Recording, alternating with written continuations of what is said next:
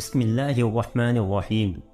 اس طرح کے سچے قصے سننے کے لیے ہمارے چینل کو سبسکرائب کریں۔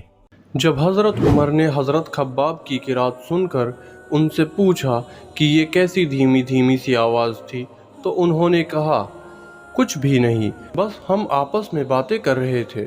حضرت عمر نے کہا شاید تم دونوں ودھرمی ہو چکے ہو۔ بہنوئی نے کہا اچھا عمر، یہ بتاؤ اگر حق تمہارے دھرم کے بجائے کسی اور دھرم میں ہو تو؟ حضرت عمر کا اتنا سننا تھا کہ اپنے بہنوئی پر چڑھ دوڑے اور انہیں بری طرح کچل دیا۔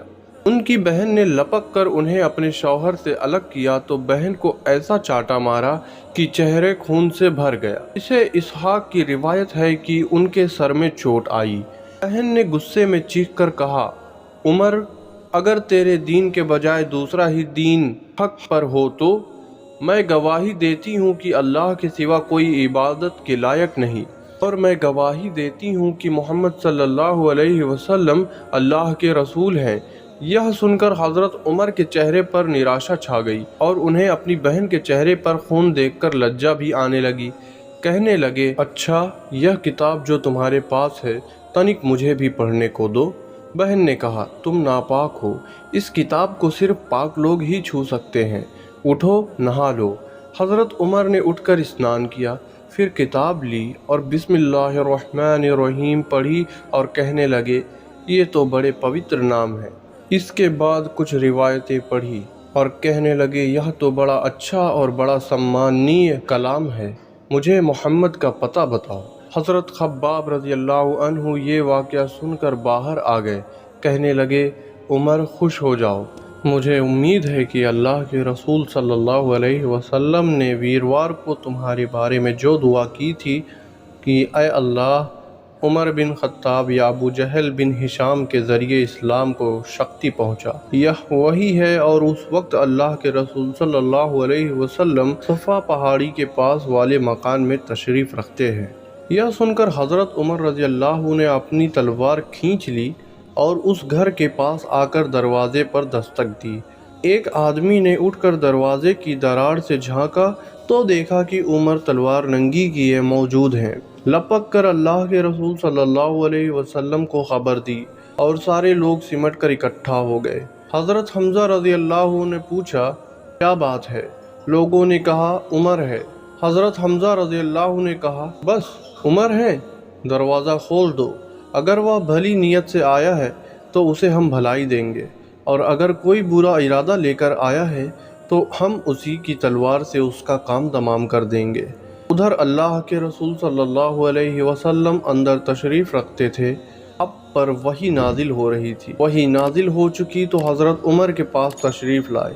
بیٹھک میں ان سے ملاقات ہوئی، آپ نے ان کے کپڑے اور تلوار کا پرتلا سمیٹ کر پکڑا اور سختی سے جھٹکتے ہوئے فرمایا عمر، کیا تم اس وقت تک باز نہیں آؤ گے جب تک کہ اللہ تم پر ویسی ہی ذلت اور رسوائی اور شکشا پرد سزا نہ اتار دے جیسی ولید بن مغیرہ رضی اللہ عنہ پر نازل ہو چکی ہے؟ اے اللہ، یہ عمر بن خطاب ہے، اے اللہ اسلام کو عمر بن خطاب کے ذریعے طاقت اور عزت عطا فرما۔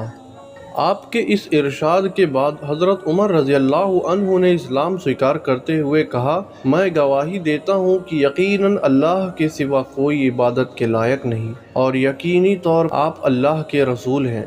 یہ سن کر گھر کے بھیتر موجود صحابہ رضی اللہ عنہ نے اس زور سے تکبیر کہی کہ مسجد حرام والوں کو سنائی پڑی۔ معلوم ہوتا ہے کہ حضرت عمر رضی اللہ عنہ کی طاقت اور دبدبے کا حال یہ تھا کہ کوئی ان سے مقابلہ کی ہمت نہ کرتا تھا، اسی لیے ان کے مسلمان ہو جانے سے مشرکوں میں کوہرام مچ گیا اور انہیں بڑی ذلت و رسوائی محسوس ہوئی۔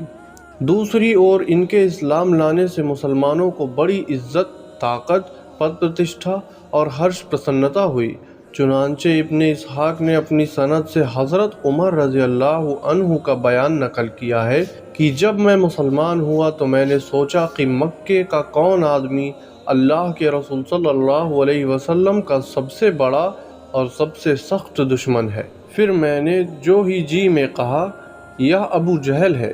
اس کے بعد میں نے اس کے گھر پر جا کر اس کا دروازہ کھٹکھٹایا، وہ باہر آیا، دیکھ کر بولا سواگت ہے، کیسے آنا ہوا؟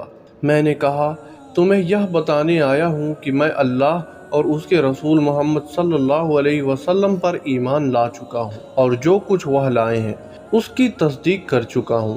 حضرت عمر رضی اللہ عنہ کا بیان ہے کہ یہ سنتے ہی اس نے میرے رخ پر دروازہ بند کر لیا اور بولا اللہ تیرا برا کرے اور جو کچھ تو لے کر آیا ہے اس کا بھی برا ہو۔ امام ابن جوزی نے حضرت عمر سے یہ روایت نقل کی ہے کہ جب کوئی ویکتی مسلمان ہو جاتا تو لوگ اس کے پیچھے پڑ جاتے، اسے مارتے پیٹتے اور وہ بھی انہیں مارتا۔ اسی لیے جب میں مسلمان ہوا تو اپنے ماموں عاصی بن ہاشم کے پاس گیا اور اسے خبر دی۔ وہ گھر کے اندر گھس گیا، پھر قریش کے ایک بڑے آدمی کے پاس گیا، شاید ابو جہل کی اور اشارہ ہے، اور اسے خبر دی۔ وہ بھی گھر کے اندر گھس گیا۔ ابن ہشام اور ابن جوزی کا بیان ہے کہ جب حضرت عمر رضی اللہ عنہ مسلمان ہوئے تو جمیل بن مومر جمحی کے پاس گئے۔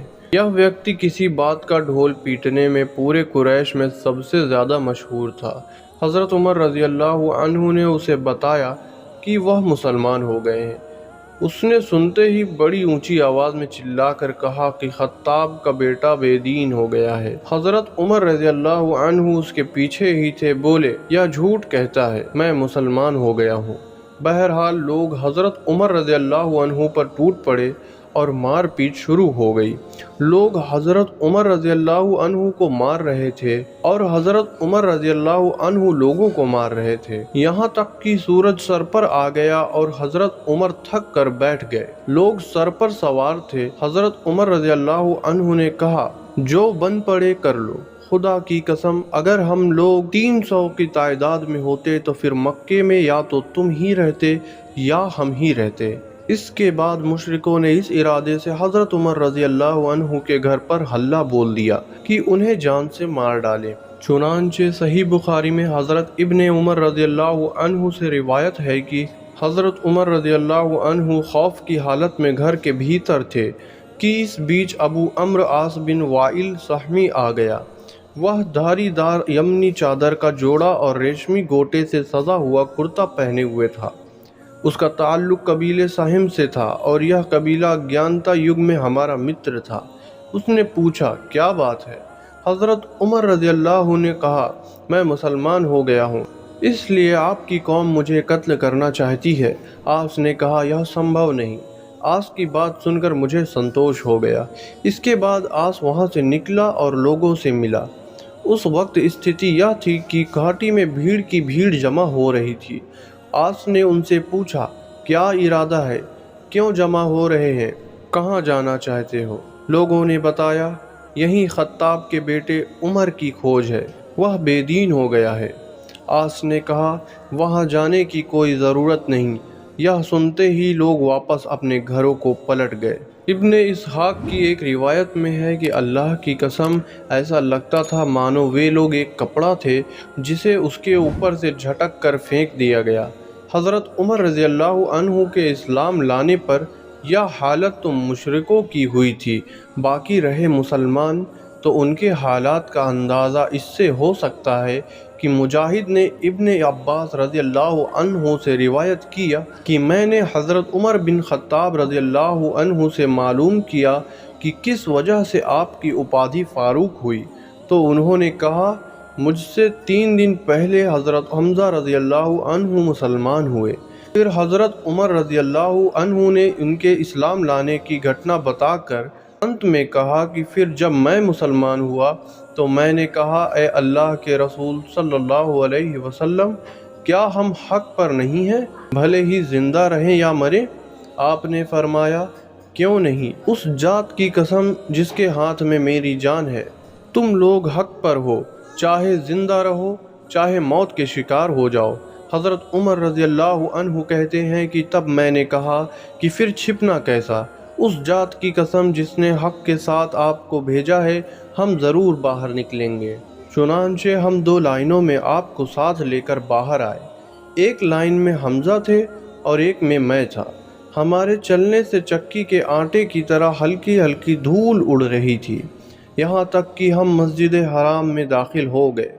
حضرت عمر رضی اللہ عنہ کا بیان ہے کہ قریش نے مجھے اور حمزہ کو دیکھا تو ان کے دلوں پر ایسی چوٹ لگی کہ اب تک نہ لگی تھی۔ اسی دن اللہ کے رسول صلی اللہ علیہ وسلم نے میری اپادھی فاروق رکھ دیا۔